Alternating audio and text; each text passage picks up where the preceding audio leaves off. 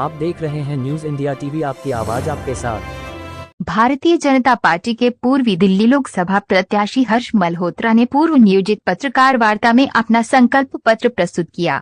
संकल्प पत्र जारी करते हुए हर्ष मल्होत्रा ने कहा कि पिछले 10 साल में मोदी सरकार ने पूर्वी दिल्ली में कराए गए कल्याणकारी कार्यों के द्वारा जो छाप छोड़ी, ये उसी का प्रभाव है कि चुनाव मैदान में विपक्ष टिक ही नहीं पा रहा है। जनता जानती है कि प्रधानमंत्री नरेंद्र मोदी जो कहते हैं वे करते हैं। पूर्वी दिल्ली को जाम और प्रदूषण को मुक्त दिलाने के लिए उन्होंने NH-24 का चौड़ीकरण तथा देहरादून एक्सप्रेसवे का निर्माण कराया।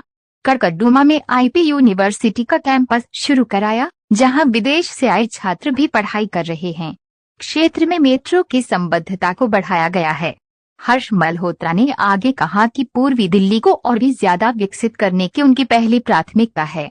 क्षेत्र में जहां मेट्रो की कनेक्टिविटी नहीं पहुंच पाई है, वहां मेट्रो की सुविधा हेतु प्रयास कर रहे हैं। क्षेत्र के निवासियों को समय पर दवाएं तथा चिकित्सा सेवा उपलब्ध हो सके, इसके लिए क्षेत्र में अस्पताल बनाया जाएगा।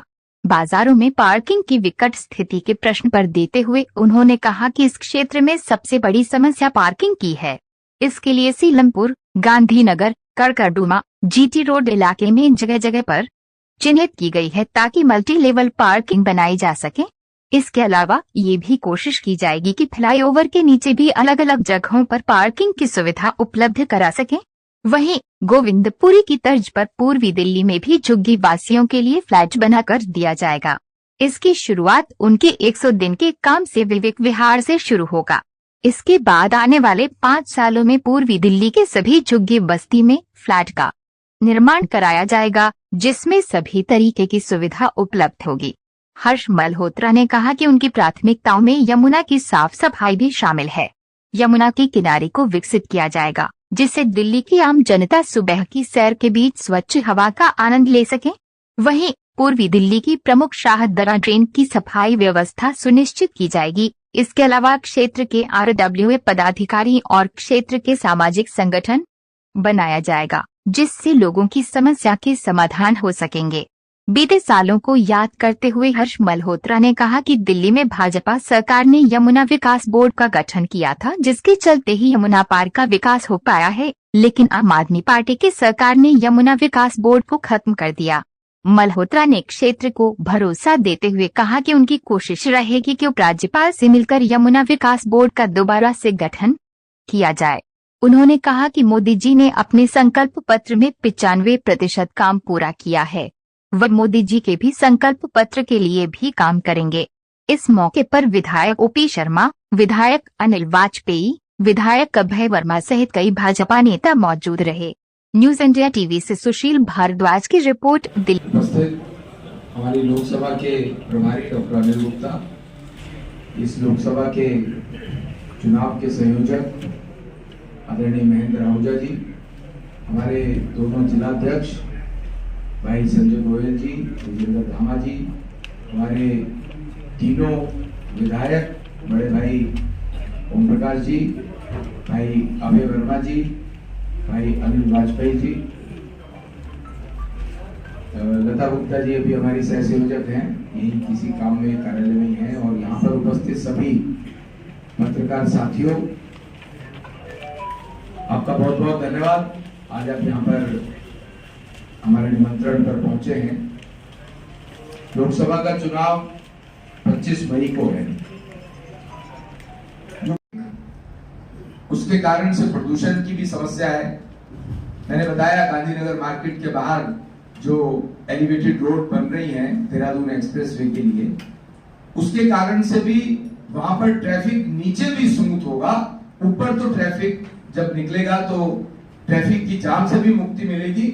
और उसी क्षेत्र में जितने भी हमारे यहाँ पर व्यावसायिक क्षेत्र हैं, चाहे वो किशन नगर हो, गांधीनगर हो, कुछ विश्वास नगर का भी कुछ भाग ऐसा है, वहां पर एक अच्छी पार्किंग, चाहे वो मल्टी लेवल पार्किंग हो या वहां पर फ्लाईओवर के नीचे भी पार्किंग की सुविधा दी जा सकती है, उसको भी पूरा करने का प्रयास करेंगे। एक बड़ा ड्रेन नंबर 1 बोलते हैं, जो शाहदरा विधानसभा से शुरू होकर के विश्वासनगर विधानसभा और आगे वो गाजीपुर से होता हुआ वो ट्रेन जाता है, उस ट्रेन को भी हम उसके दोनों तरफ का स्वच्छता और सौंदर्यीकरण इस काम को पूरा करने का प्रयास करेंगे। इसके अलावा मेट्रो की कनेक्टिविटी हमारी पूर्वी दिल्ली में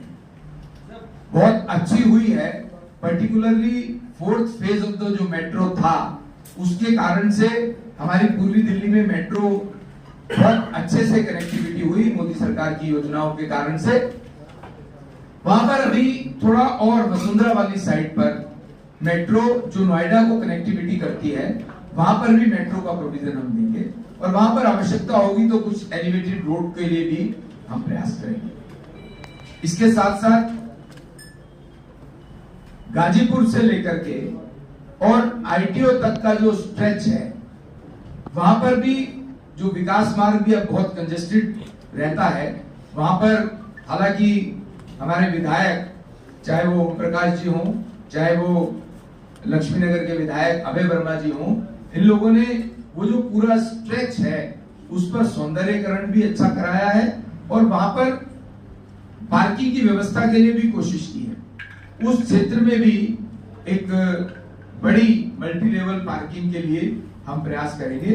विशेष तौर से जो पुराना सिलमपुर है वो एशिया की बिगेस्ट मार्केट है, अनिल वाजपेयी जी का क्षेत्र पड़ता है। वहां पर भी कुछ लैंड ऐसी है जहां जिसको हमने चिन्हित किया है कि उस स्थान पर मल्टी लेवल पार्किंग कर सकते हैं। जो जीटी रोड वाला एरिया है, जो वेलकम से लेकर के सिलमपुर तक का एरिया है, वहां पर भी कुछ स्थान ऐसा है जहां पर हम मल्टी लेवल पार्किंग कर सकते हैं। आज पार्किंग की जो समस्या है वो वाकई बहुत बड़ा रूप ले रही है। कड़कड़डुमा वाला क्षेत्र है, वहां पे भी मल्टी लेवल पार्किंग प्रस्तावित है।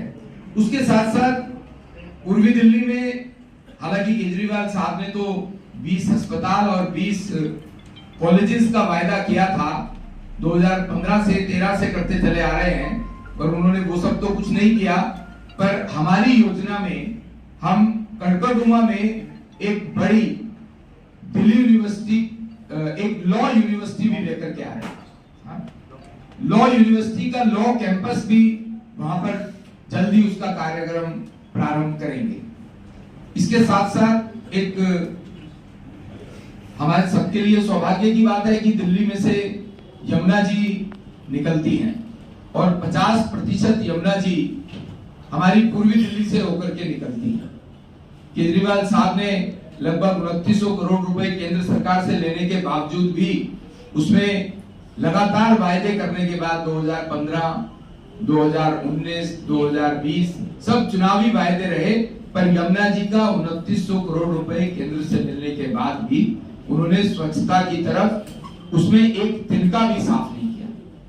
हमारी योजना है कि हम यमुना जी को स्वच्छ करेंगे और उनके यमुना जी के किनारे पर वहां पर फ्रंट्स डेवलप करके, गार्डन्स डेवलप करके वहां की हमारे क्षेत्र की जनता के लिए हम वहां पर उनके लिए एक ऐसा स्थान क्रिएट करेंगे जहां पर लोग यमुना जी के किनारे स्वच्छ हवा में, स्वच्छ जल के पास बैठ सकें। और यमुना जी के स्वच्छ होने से, क्योंकि ये हमारी संस्कृति का प्रतीक है, हम अपने त्योहारों पर अपनी पवित्र नदियों में स्नान करके, आचमन करके अपने त्योहार मनाते हैं, तो ये हमारे लिए एक भावना का मुद्दा है।